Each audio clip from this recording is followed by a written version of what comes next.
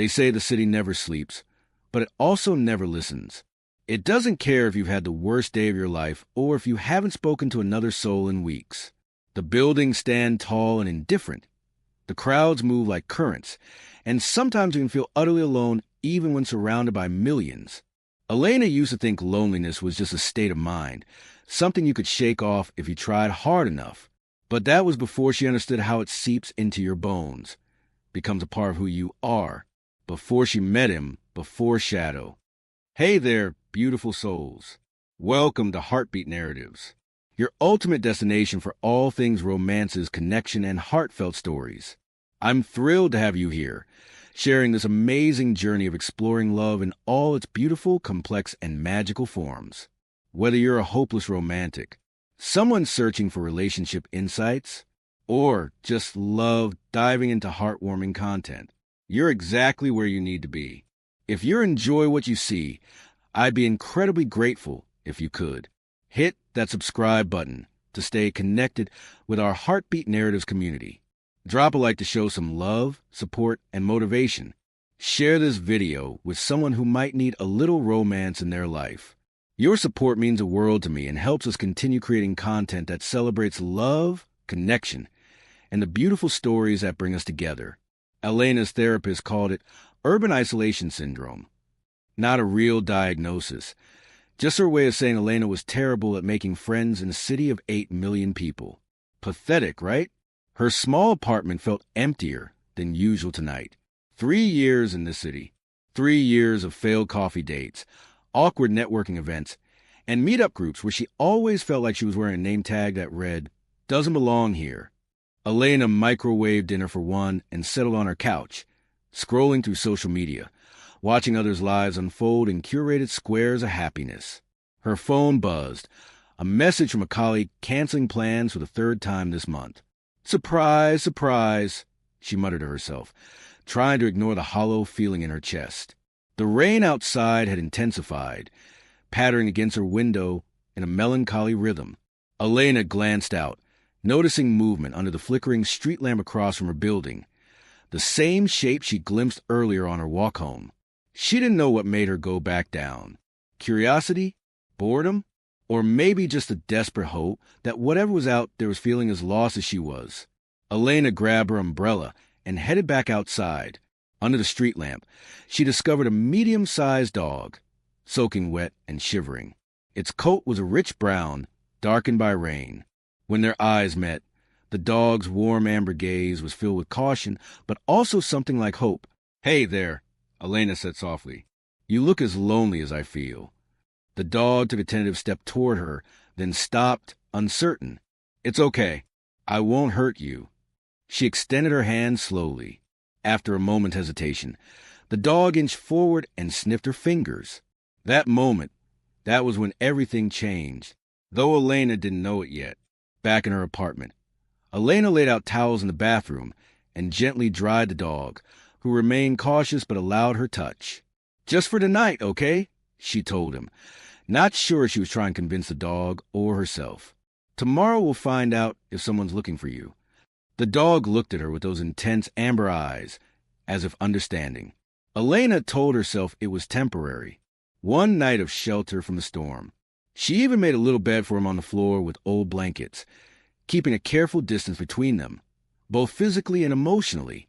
Morning came, and Elena made calls to local shelters, took the dog to a vet to check for microchips. No one was looking for him. He'd been on his own for a while, the vet said. No signs of abuse, just neglect and hunger. "Looks like you've been on your own for a while," she said to the dog when they returned to her apartment. "I know how that feels." Days passed. Elena bought dog food, a collar, toys. The dog, now named Shadow for his habit of following Elena everywhere, began to settle in. It happened so gradually that she barely noticed, the way he waited by the door when she left for work. The comfort of his warm body curled next to her on the couch. The routine of their morning walks. For the first time since moving to the city, Elena had someone waiting for her at home. One crisp Saturday morning, Elena took Shadow to the park. She threw a ball, laughing as he bounded after it, his body a graceful arc against the blue sky. For the first time in months, maybe years, genuine joy bubbled up inside her. Shadow filled spaces in her life Elena hadn't even realized were empty. The apartment felt warmer somehow, less like a place she existed in, and more like a home. While walking Shadow one evening, Elena met a neighbor she'd seen in the building but never spoken to. "Your dog is beautiful," the man said, smiling. "How long have you had him?" "Just a couple of weeks, actually," Elena replied. "Found him in the rain." "Lucky find for both of you." The man's smile widened. "Hey, I'm having a small gathering this weekend, if you'd like to." Shadow started barking abruptly, pulling hard on the leash.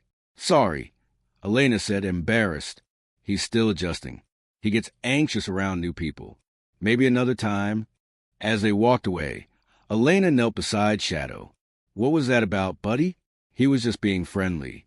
Shadow nuzzled against her hand. Suddenly docile again, amber eyes warm and innocent. Elena made excuses for his behavior. He was a stray after all. Probably had trust issues. Needed time to adjust. And wasn't she the same way? Wary of new connections, afraid of being hurt or abandoned.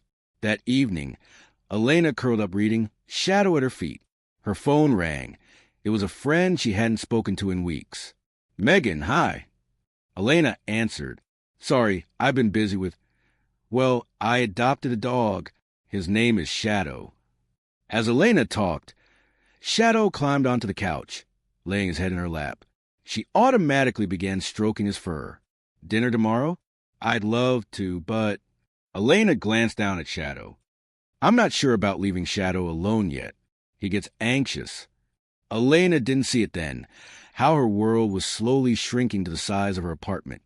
With Shadow at its center, she only felt the relief of no longer being alone. At work, Elena found herself distracted. She kept checking her phone where she had a pet camera app open, watching Shadow pacing in the apartment. "Elena?" Her colleague's voice broke through her fog. "We were asking about your input on the Henderson project." "Sorry, I was just..." Elena hastily locked her phone. "Checking on my dog. He doesn't do well alone." "Everything okay?" her colleague asked, concern evident in her voice. "You've seemed distracted lately. We miss seeing you at happy hour." "Everything's fine. Shadow just needs me right now." "Everything's fine. Shadow just needs me right now." Later that day, Elena rushed home from work, earlier than usual. She entered to find a pillow destroyed, stuffing scattered everywhere across her living room floor. "Oh, Shadow." She sighed. Shadow approached, head low but tail wagging slightly. Elena's frustration melted at the sight. "It's okay. I shouldn't have been gone so long." Looking back, Elena could see the pattern forming.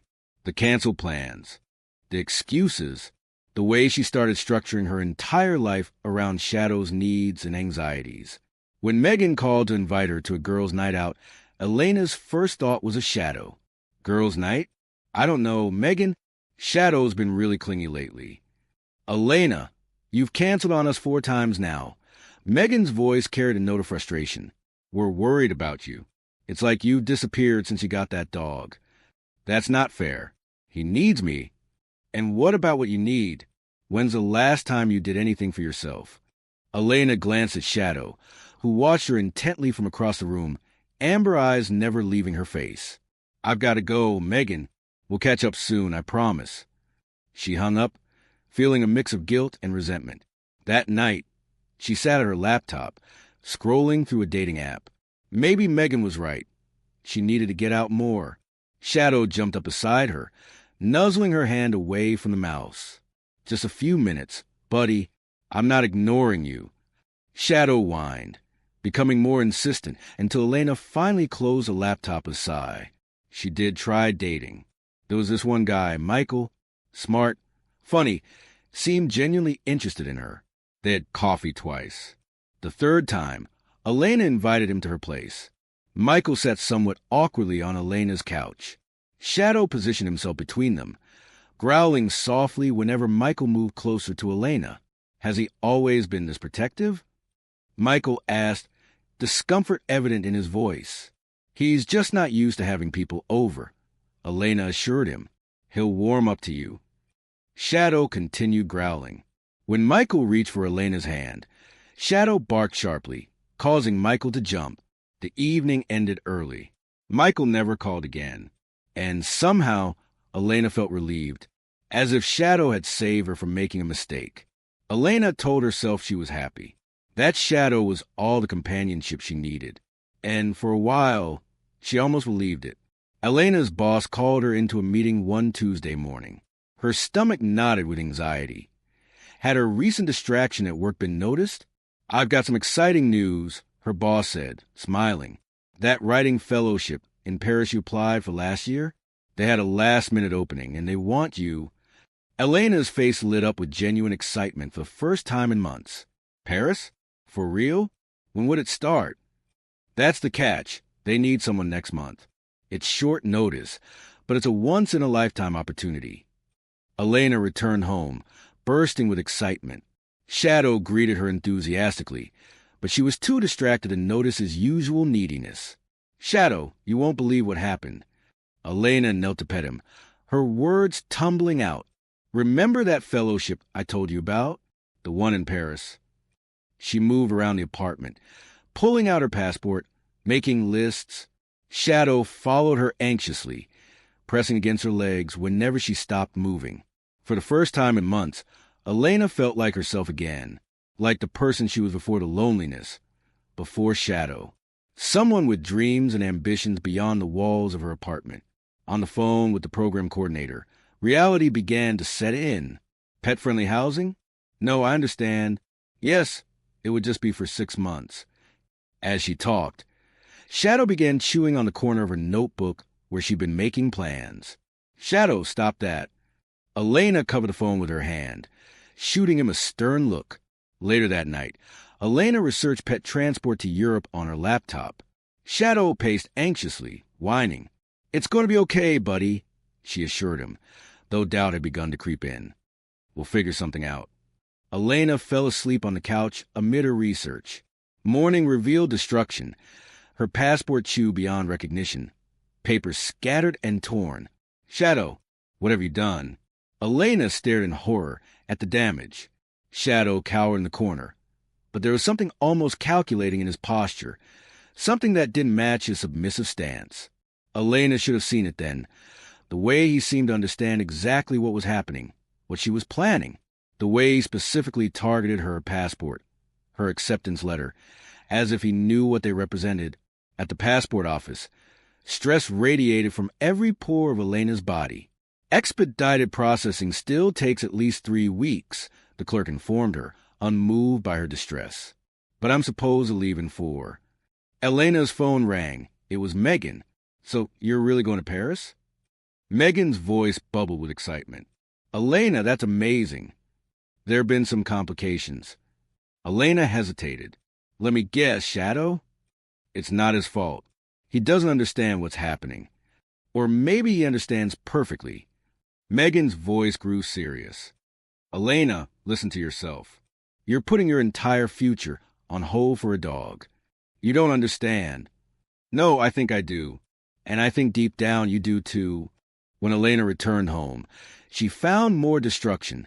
Her suitcase pulled from the closet, a chewed corner. Shadow watched her from his bed, tail wagging slowly, almost smugly. Elena was running out of excuses for Shadow's behavior, for her own reluctance. The fellowship coordinator was emailing daily, needing confirmation, and all she could think about was Shadow's face if she left him behind. Determined to find a solution, Elena interviewed dog sitters, researched boarding facilities, even consulted with a dog trainer. None seemed right to her, or more accurately, none seemed right for Shadow.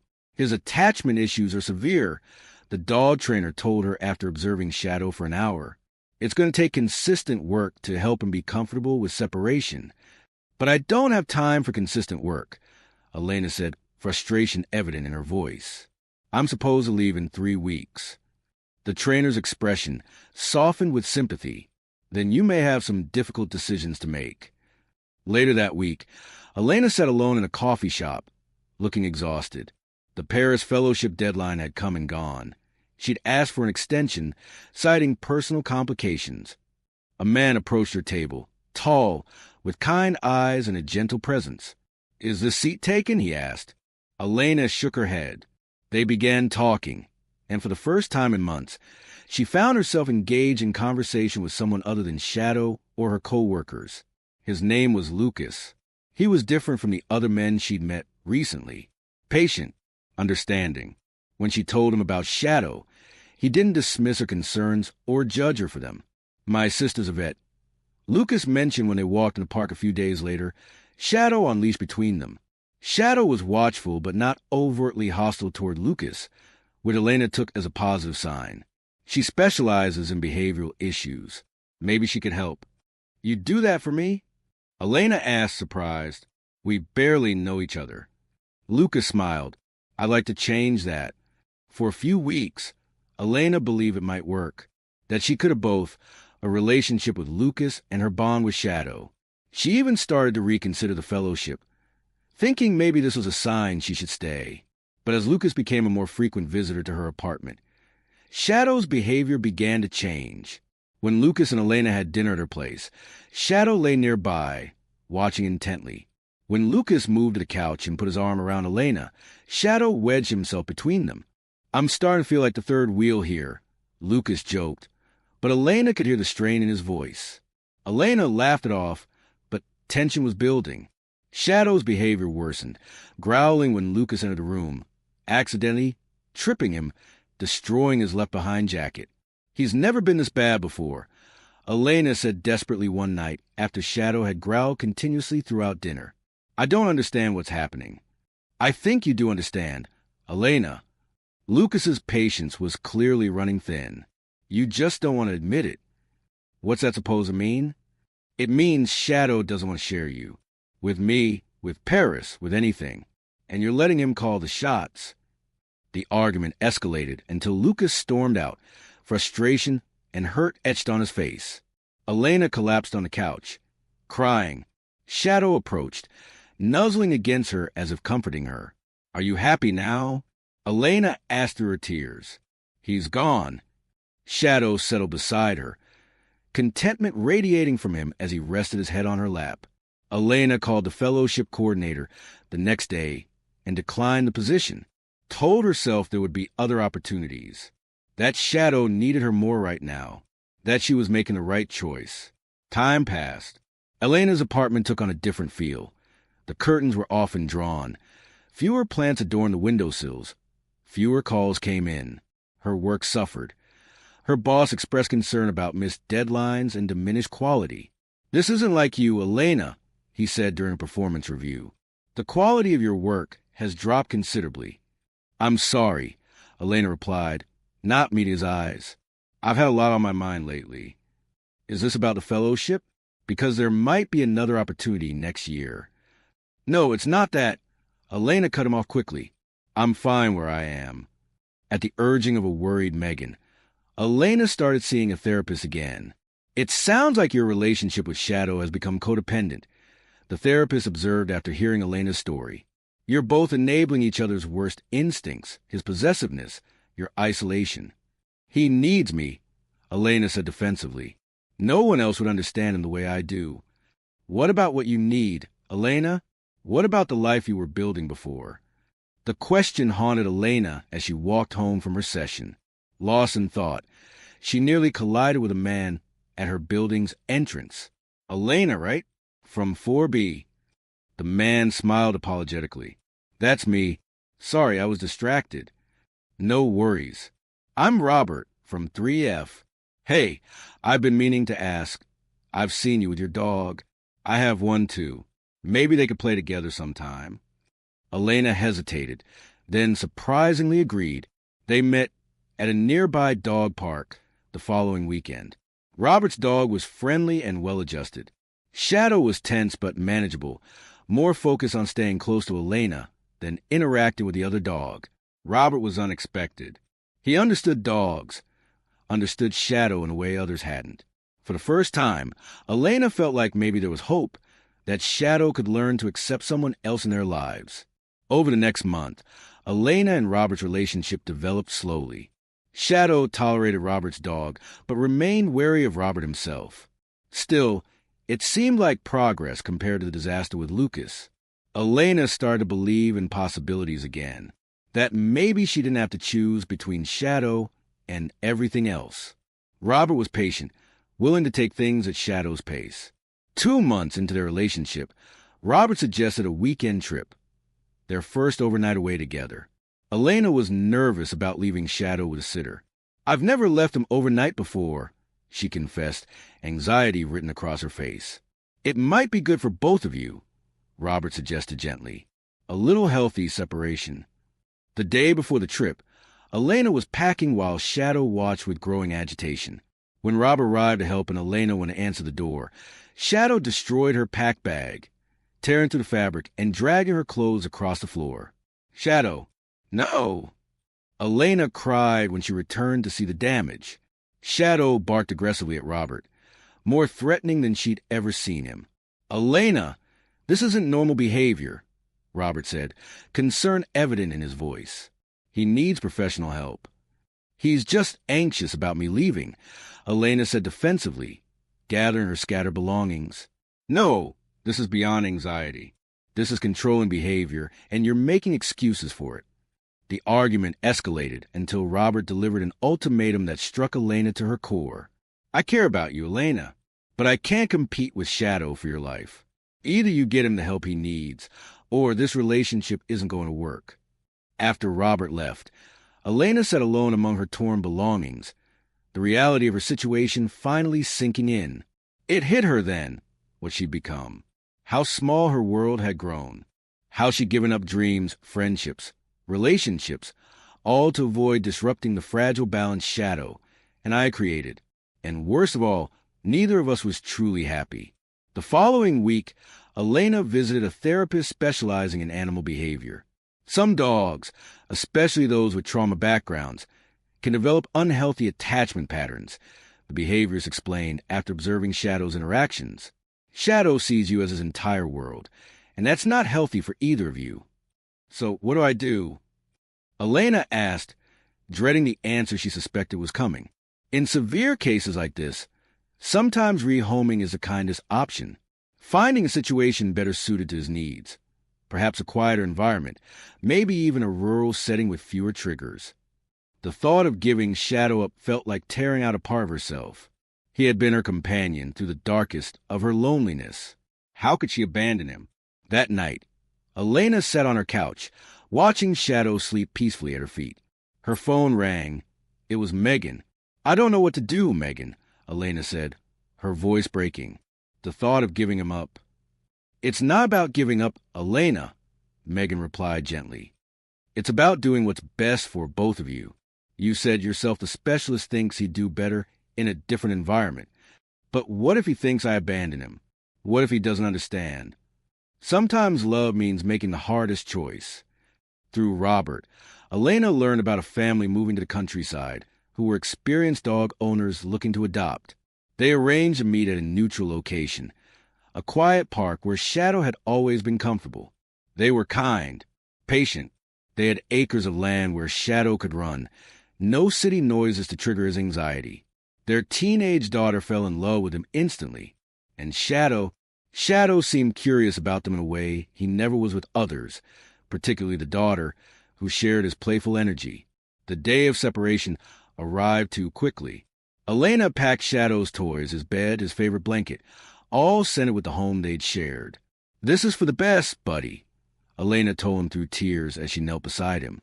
"You're going to be so happy there. So much space to run. A family who will love you." Shadow seemed to sense something was different. He stayed unusually close to Elena, subdued rather than possessive. The drive to their home was the longest hour of Elena's life. Shadow sat in the back seat, watching her with those amber eyes that had once looked at her from beneath a street lamp in the rain. At the new family's home, Elena knelt to say goodbye. "I'll always love you," she whispered to Shadow, her fingers buried in his warm fur. "But you deserve a better life than I can give you, and I need to find my way back to myself." Shadow hesitated, looking between Elena and the family. The daughter called him, and after a moment's pause, he went to her, tail wagging cautiously. Walking away was the hardest thing Elena had ever done. Each step felt like moving through concrete. But as she drove away, she felt something else beneath the grief. The faintest hint of lightness, of possibility. 6 months later, Elena's apartment looked different. Brighter, more open. Photos showed her with friends, with Robert, living a fuller life. She'd redecorated, replacing the furniture Shadow had damaged, creating a space that reflected her emerging self rather than her past isolation. Healing wasn't linear.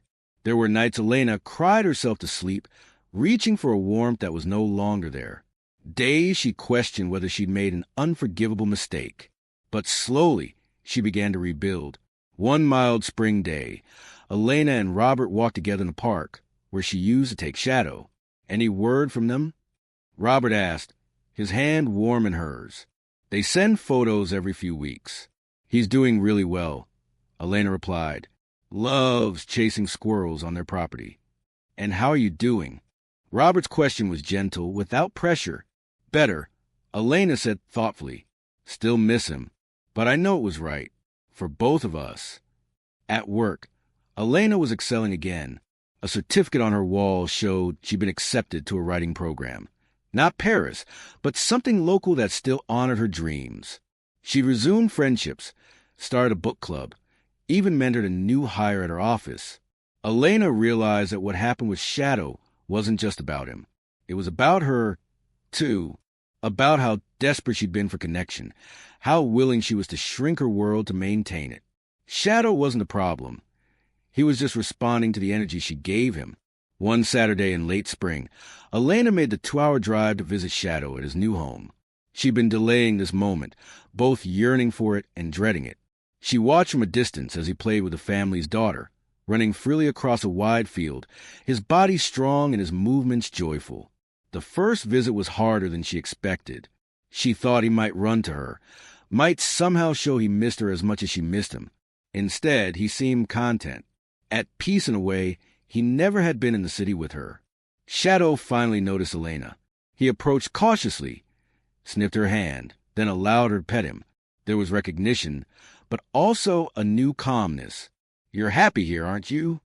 Elena asked, tears in her eyes but a genuine smile on her face. The family's daughter called Shadow, and after a brief moment with Elena, he ran back to his new life. Not abandoning her, but simply embracing where he belonged. That was when Elena truly understood. Letting go had been an act of love, the purest kind, putting his needs above her own desire to keep him close. Back in the city, Elena and Robert turned her apartment into their shared space. A small framed photo of Shadow sat on a shelf, acknowledged but no longer the center of her world. Her life expanded in ways she'd forgotten were possible during those isolated months with Shadow. We carry our loves with us. Elena reflected one night as she finished a short story for her writing class. Even the ones we have to release. They shape us, change us. And if we're lucky, they teach us how to love better the next time around. Not all relationships are meant to last forever, but that doesn't make them any less important or meaningful. Sometimes the greatest act of love is knowing when to let go.